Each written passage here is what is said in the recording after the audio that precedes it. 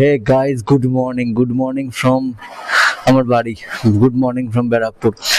তো আজকে দেখো তোমাদেরকে দেখাচ্ছি যে এই গরমে, প্রচন্ড গরমে কিভাবে আমাদের বেরোতে হয়।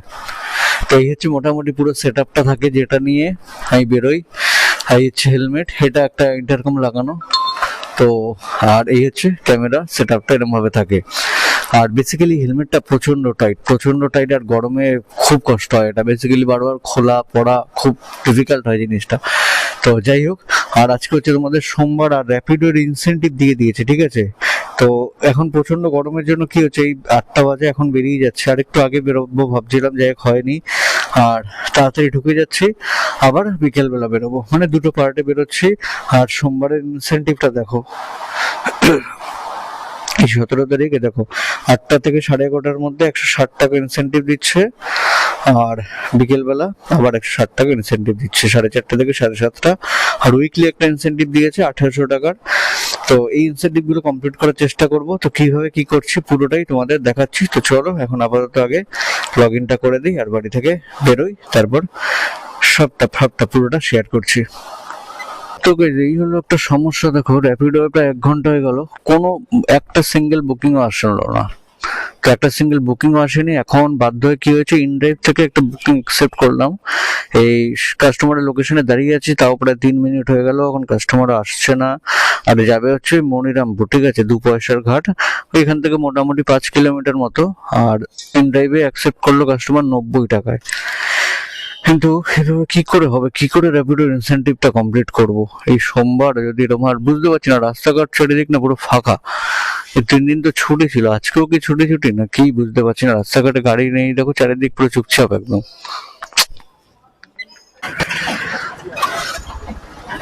তো গেছে এই হচ্ছে মনিরামপুর ঘাট, ঠিক আছে, এই সামনে হচ্ছে একদম সামনে গঙ্গার ঘাট। তো বেসিক্যালি এই ঘাটটা, দাঁড়াও গাড়িটাকে ঘুরিয়ে নি, আর এই জায়গাটায় দাঁড়াও। তো এই ঘাটটা বেসিক্যালি পার হলেই হচ্ছে তোমাদের শেওড়াফুলি। তো এই ব্যাপার, যাই হোক লোকটাকে এখানে নামিয়ে দিলাম। এখন এখান থেকে ওই এখনো অব্দি দেখো, ওখান থেকে এখানে আসলাম, এখনো পর্যন্ত র্যাপিডো একবার বাজে অব্দি নেই। কি বলবো, কি করতে ইনসেন্টিভ দেয় তারপরে অর্ডার দিতে পারে না। আমি ভাবছি এখানটায় দাঁড়াবো নাকি একটু এগিয়ে যাবো চিড়িয়ামোড়ের দিকে, কারণ এখান থেকে অর্ডার তো আসবে, আরোই আসবে না, আমার ভালো লাগে না। তো গাইস, র্যাপিডোতে একটা বুকিং কমপ্লিট করে নিয়েছি, ঠিক আছে, ছোট করার পরে আরেকটা পেয়েছি। কাস্টমারটা 1 কিলোমিটার দূরে ছিল, প্রায় চলে এসছে, আর যাবে ওর সামনেই লালকুটির এখানে, আবার 1 কিলোমিটার যাবে। তো এটা হলে দুটো কমপ্লিট হবে। তো তারাও দেখাচ্ছি, আপাতত লোকেশনে তো পৌঁছে গেলাম, কাস্টমার কোথায় অ্যারাইভ করি। তো গাইস দেখো, যারা ভাবছে যে এই প্রচন্ড গরমে কি করে র্যাপিডো থেকে ইনকাম করবে, আর সত্যি কথা বলতে দুপুরবেলা ভীষণ গরম পড়ছে, ভীষণ, মানে মোটামুটি 12টার পরে আর কাজ করা যাচ্ছে না। তো তাদের জন্য বলছি, দেখো আমি এর আগের বড় গরমে মোটামুটি এইভাবেই কাজ করেছিলাম, ততদিন শীতকাল ছিল, ওই জন্য সারাদিন কাজ করতে, বাট এই গরমে সেটা হবে না। তো মোটামুটি 7টার দিকে সকালবেলা বেরিয়ে যাও, ঠিক 11টা 11:30 12টা অব্দি কাজ করে আবার ঢুকে যাও। তো চলো, কাস্টমার চলে এসছে, আবার বিকেলে বেরিয়ে কাজ করো, আর সাথে ইনসেন্টিভটা কমপ্লিট করার চেষ্টা করবো। তোমাদেরকেও দেখাচ্ছি কত কি হচ্ছে মোটামুটি ইনসেন্টিভটা কমপ্লিট করলে, ঠিক আছে। তো দাঁড়াও, চলো এখন আর কাস্টমার এসছে, আগে তুলে নিই।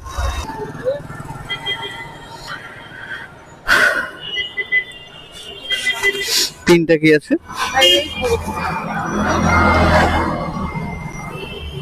এক সেকেন্ড, 58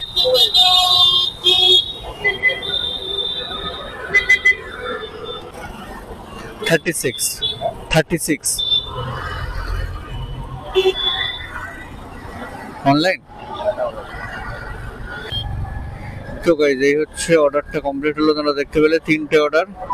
আর এখন ইনসেন্টিভের যেটা ডেলি ইনসেন্টিভ যেটা আছে, ওটার ফার্স্ট এডটা কমপ্লিট হয়ে যায়। দেখো ইনসেন্টিভে গেলাম, ইনসেন্টিভে দেখো 3টে রাইড করলে 25 টাকা, 25 টাকা ঢুকলো। এখন আর দুটো করলে 35 টাকা, কিন্তু আর 1 ঘন্টা টাইম আছে, 1 ঘন্টার মধ্যে কটা করা যাবে দেখি। তো গাইজ এখন মোটামুটি বাড়ির কাছে চলে এসেছি, ঠিক আছে, টাইম হচ্ছে 12টা 26। তো এখন আর সেভাবে অর্ডারও নেই, আর 11:30 অব্দি ইনসেন্টিভটা ছিল। তো তারপরে ওই অল্প কিছু ভাবছিলাম একটা দুটো যদি করতে পারি তো সেক্ষেত্রে টোটাল কাউন্টটা তো অ্যাটলিস্ট বাড়বে। কারণ পার ডে আমি টার্গেট রেখেছি 20টা করে, মোটামুটি যদি করা যায় তাহলে যে টোটাল যে ইনসেন্টিভ আছে মানে উইকলি ইনসেন্টিভ 1800 টাকা, মেন টার্গেটটা হচ্ছে ওটা। তো অ্যাটলিস্ট ওটা চলে আসবে। তো ওই জন্য ভাবছিলাম সকালে 10টা বিকেলে 10টা এইভাবে রাখি। তো যাই হোক, আর একদম হলোই না, কোনো অর্ডার নেই, কিছু নেই। তো ওই জন্য বাধ্য হয়ে এখন বেরিয়ে যাচ্ছি। আর বাইরে রোদের প্রচন্ড তাপ। তো গিয়ে বাড়িতে গিয়ে একটু লাঞ্চ টাঞ্চ করে রেস্ট নিয়ে আবার বেরোবো হচ্ছে বিকেলে। আর এখন মোটামুটি দেখো র্যাপিডো থেকে হচ্ছে 252 টাকা, আর ইন ড্রাইভে দুটো অর্ডার মেরেছিলাম 100-200 টাকা। তো মোটামুটি 450 টাকা মতো হয়েছে। আর বিকেলে আবার 160 টাকার ইনসেন্টিভটাও আছে, তো যেটা 4:30 থেকে 7:30 অব্দি দেবে। তো মোটামুটি ওই 4:30 দিকে বেরোবো। তো তারপর দেখা যাক কি হয়, কতটা কি। কারণ একদম বুকিং নেই সেইভাবে আজকে, কেন বুঝলাম না। সোমবার বুকিং তো থাকার কথা, কিন্তু একদমই বুকিং নেই, কিচ্ছু নেই। তো আর কি, চলো তাহলে দেখা হচ্ছে আবার তোমাদের সাথে একদম বিকেল বেলা। তো গাইস এখন ঘড়িতে সময় হচ্ছে বিকেল 4:15, আর বেরিয়ে পড়েছি বিকেলের জন্য। তো দাঁড়া, বলতে বলতে একটা অর্ডার চলে এসছে, নিয়ে নি চলো। আচ্ছা হে, আবার আমার বাড়ির দিকে অর্ডারটা ছিল, আমি দেখো ওখান থেকে এখানে আসলাম, এখন আবার ওই দিকে দিয়েছে। ভালো লাগে এখন। চলো যাওয়া যাক আর কি, বাট এখন এটা যাবো, চলো যাই।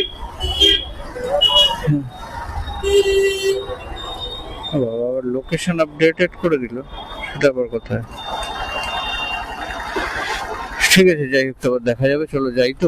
তো ব্যাপারটা হচ্ছে এই দেখলে জাস্ট বেরোলাম, আর এখন বাজে 4:15। বেসিক্যালি আজকে ডেলি ইনসেন্টিভটা চালু হবে হচ্ছে তোমাদের ওই 4:30 থেকে, ঠিক আছে? তো ঠিক আছে চলো নিয়ে নিই একটা। আমি টোটাল যে ইনসেন্টিভ কাউন্ট সেটা তো বাড়বে, কারণ সকালে মাত্র 5টা হয়েছে। বিকালে ইচ্ছা আছে তো 10-12টা তো মারতেই হবে, কারণ ডেলি 20টা করে ভাবছি করবো। আর তো চলো চাই, দেখা যাক কি হয়। তো গাইস বন্ধুরা, এখন আছে হচ্ছে তোমাদের সোদপুরে, ঠিক আছে? আর র্যাপিডোর ইনসেন্টিভটা মনে হচ্ছে আজকে আর কমপ্লিট করতে পারবো না, কারণ একটা প্রবলেম হয়ে গেল। সেটা হচ্ছে তোমাদের ব্যারাকপুর স্টেশনে থেকে অনেকক্ষণ দাঁড়িয়েছিলাম, দাঁড়িয়ে থেকে কোনো বুকিং পাচ্ছিলাম না।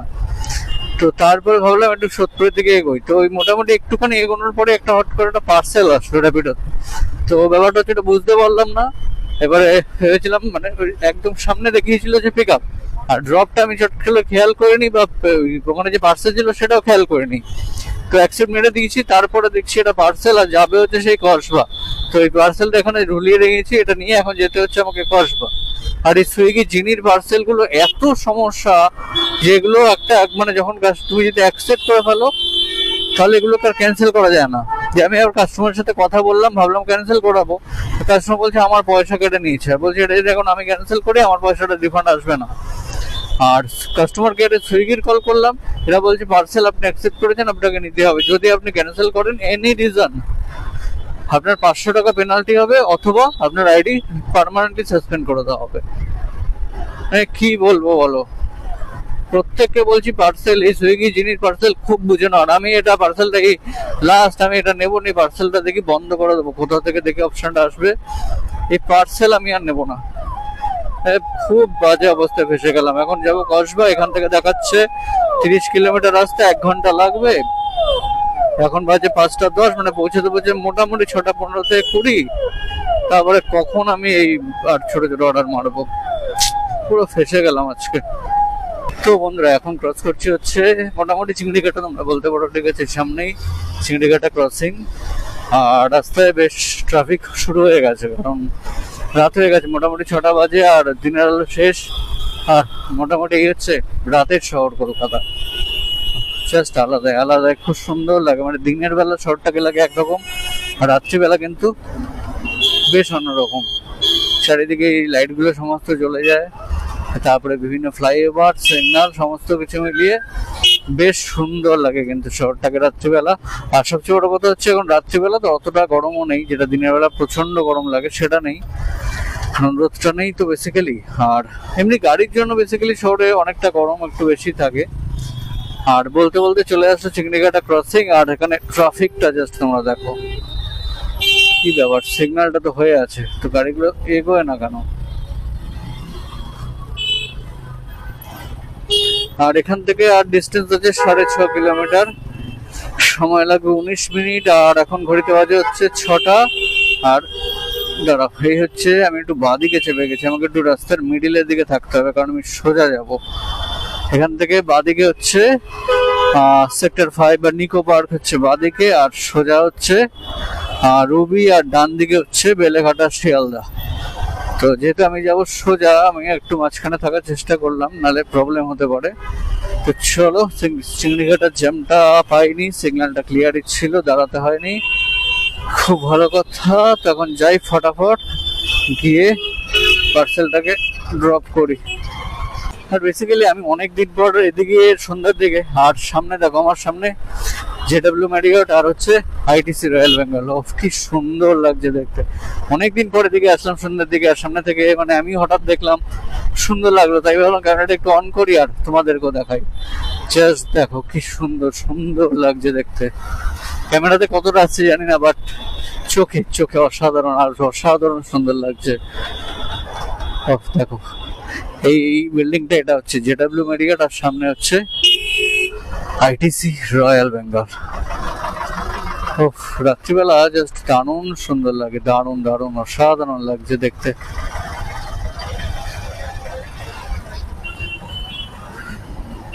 তো আর এইদিকে হচ্ছে মা ফ্লাইওভার ওপরে উঠে যাচ্ছে, আর আমি মা ফ্লাইওভার নিচ দিয়ে এবারে সোজা টুকটুক করে বেরিয়ে যাবো। ये मैं आपका यहाँ पे था, ये देखिए नंबर, ये मैं बोल रहा था आपको 42/95 है। अच्छा हाँ, ये मेरे को दिखा नहीं, मैं एक्चुअली ये गली पे था तो मेरे को सामने ये वाला दिखा। एक सेकंड,